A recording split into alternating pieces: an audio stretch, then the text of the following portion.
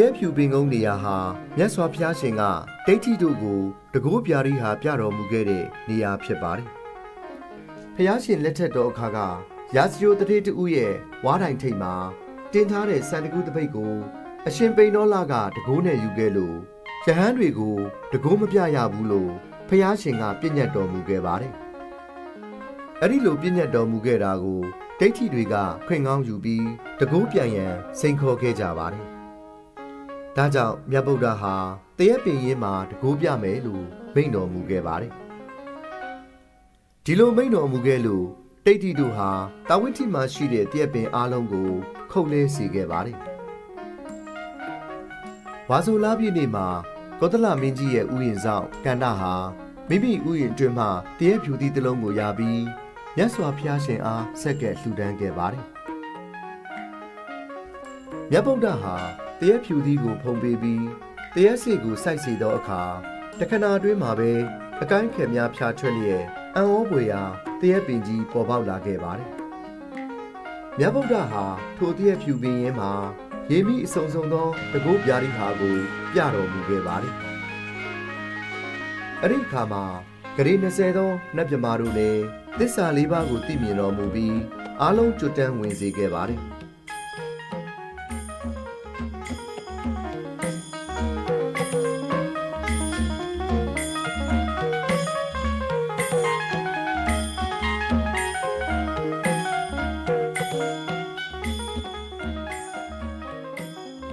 ဒီနေရာကိုတော့ကောသလမင်းနန်းတော်ရာနေရာဟောင်းလို့ဆိုသလိုသုတတစီဒီလို့လည်းခေါ်ဆိုကြပါတယ်။သုတတစီဒီဆိုတာကတော့အနာတပိန်တထေးကြီးရဲ့ငယ်နာမည်ကိုအစွဲပြုပြီးခေါ်ဆိုကြတာဖြစ်ပါတယ်။အနာတပိန်တထေးကြီးကွယ်လွန်တဲ့အခါကျန်ရစ်သူမိသားစုများကနှစ်စဉ်ပူဇော်ပွဲပြုလုပ်ခဲ့ကြပါတယ်။အဲ့ဒီနေရာမှာသီရိဓမ္မသောကမင်းကြီးကဇီဒီတည်ထားခဲ့တာကြောင့်သုတတဇီဒီရဲ့လို့ထင်ရှားခဲ့တာပဲဖြစ်ပါတယ်။နောက်ခါမှာဟိန္ဒူဘုန်းကြီးများကဇီဒီတော်ပေါ်မှာကျောင်းဆောင်ပြီးနေထိုင်ခဲ့တာကြောင့်ဒေသခံများကကာကျစ်ကုရီလို့ခေါ်ဆိုခဲ့ကြပါတယ်။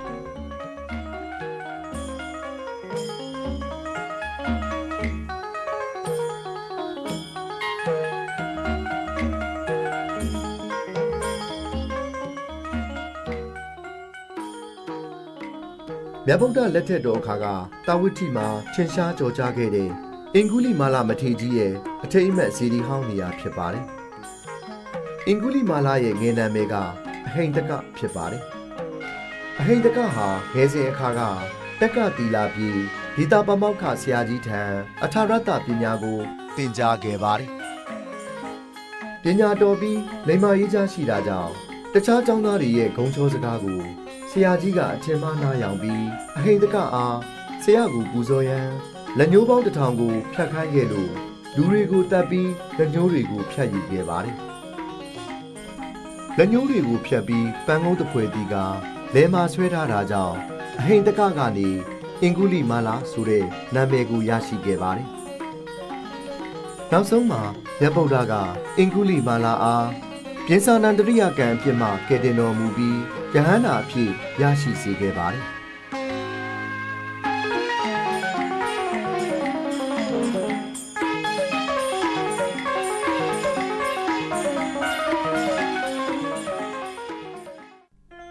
ဇေတဝန်ကျောင်းတော်ရာဟာ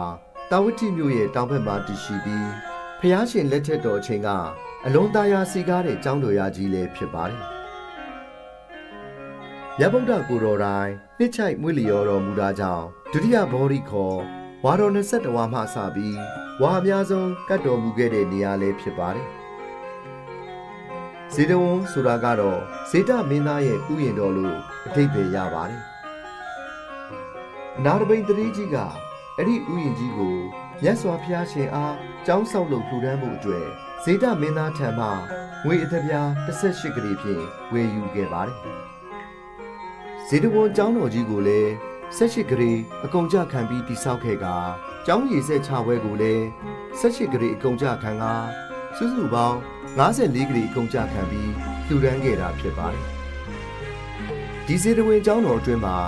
ဖျားရှင်တိုင်းအသုံးပြုတဲ့ ညောင်ဆောင်အခြေလေးဘက်ချရာနေရာဖြစ်တဲ့အတွက်အာဝိစကိတလေးဌာနမှာတခုအပါဝင်ဖြစ်ခဲ့ရပါတယ်။ဒီကျောင်းတော်အတွင်းမှာပဲတိတ်ထိတို့ရဲ့မာမာနတကွန်ကိုနှိမ်နှင်းအောင်မြင်ခဲ့တယ်လို့ဗရာစာရီအင်္ဂုလိမာလာအစရှိတဲ့ဝိနည်းတတ္တဝါအပေါင်းများစွာကိုတရားရည်အေးအမြိုက်စီတိုက်ကျွေးခဲ့ကကျွတ်တန်းဝင်စေခဲ့တဲ့နေရာလေးဖြစ်ပါတယ်။ဇေတဝန်ကျောင်းတော်အတွင်းမှာတရားနာယူရင်းအကျွတ်တရားရရှိသွားကြတဲ့ယဟန္တာပုဂ္ဂိုလ်များနဲ့ဧတတက်ပွဲရရှိသူများအများအပြားလည်းရှိခဲ့ပါတယ်။ဒီကျောင်းတော်အတွင်းမှာမြတ်ဗုဒ္ဓသတင်းသုံးတော်မူခဲ့တဲ့ဂန္ဓကုရီဂရိတိကုရီ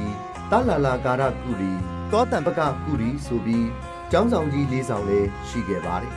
။မြတ်ဗုဒ္ဓဟာဒီဇေတဝင်ကျောင်းတော်အတွင်းမှာပဲမင်္ဂလာတုတ်မေတ္တာတုတ်အစရှိတဲ့တုတ်တန်ပေါင်းများစွာနဲ့ဇတ်တော်ပေါင်းများစွာတို့ကိုဟောကြားတော်မူခဲ့ပြီး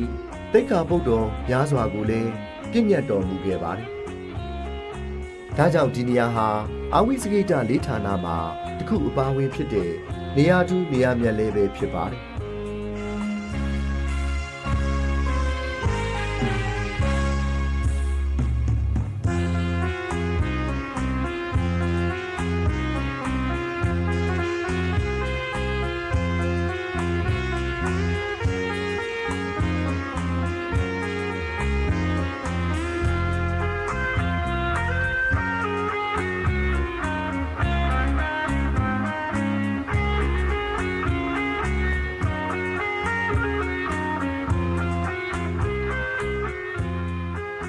အာနန္ဒာဘောဓိပင်ဟာ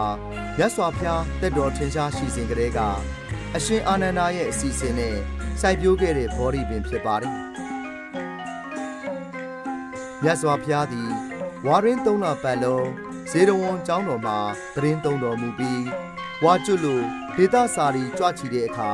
တာဝိတ္တိမြို့သူမြို့သားများဘုရားရှင်အားဖူးမြော်ကြောရန်နဲ့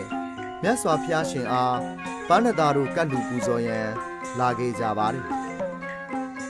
အဲ့ဒီအခါဇေတဝင်ကျောင်းတော်မှာမြတ်စွာဘုရားမရှိတဲ့အတွက်ဖူးမြော်ခွင့်မရဘဲစိတ်နှလုံးမတမယာစွာနဲ့ပြန်ခဲ့ကြရပါတယ်။ဒီအကြောင်းကိုမြတ်စွာဘုရားရှင်အားရှင်အာနန္ဒာကလျှောက်ထားခဲ့တဲ့အတွက်ကြောင့်ဘုရားရှင်ကမိမိကိုယ်စားဖူးမြော်ရန်အတွက်ဇေတဝန်ကျောင်းတော်မှာဘောဓိပင်စိုက်ဖို့ညွှန်ကြားခဲ့ပါတယ်။ဘုရားရှင်ရဲ့ညွှန်ကြားချက်နဲ့အရှင်အာနန္ဒာကစီစဉ်ပြီးအရှင်မဟာမောက္ကလံမထေရက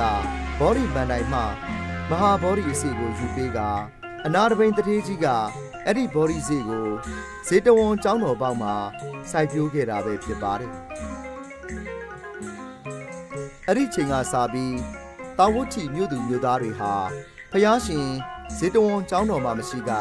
ပရိဘောဂဇေဒီတစုဖြစ်တဲ့ဘောဓိပင်ကိုဖူးမြော်ခွင့်ရခဲ့ကြပါတယ်။ဒီဘောဓိပင်ကိုအရှင်အာနန္ဒာရဲ့အစီအစဉ်နဲ့စိုက်ပျိုးခဲ့တဲ့အတွက်ကြောင့်အာနန္ဒာဘောဓိလို့အမည်တွင်ခဲ့ပါတယ်။